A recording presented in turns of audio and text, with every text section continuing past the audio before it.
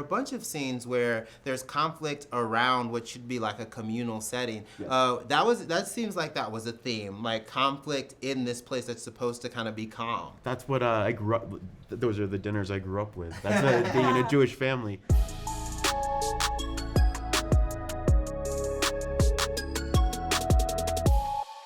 So yeah, there's the story of the later in life bat mitzvah for the character of Carla, who you play, Carole. That it's such a rich kind of like tapestry because it deals with both age and like identity and becoming a woman when you're already one. What was it like to go through that process on set and kind of like learn? That's the thing. I learned so much. It was just a privilege, you know. I got taught the Torah portion, and I got to watch this incredible documentary of Nathan's mom, and it's so courageous, women who reinvent themselves, especially, you know, when you come from a different time when that wasn't allowed. Yeah. You know, so it's a wonderful privilege to play someone like that. Gosh, it's so.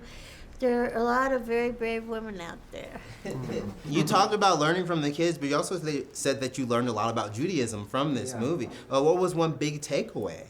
Well, one of my huge takeaways, honestly, was just this idea of contributing that which you don't know to the table. One character who I think really does a good job of that line between humor and like kind of just like a kind of well of sadness is your character, Maddie, because there are moments where she's laughing and crying and then going back to laughing and then going back to crying. I'm talking about the dinner scene where it's so compelling to watch, but it's also so true. What was it like doing that?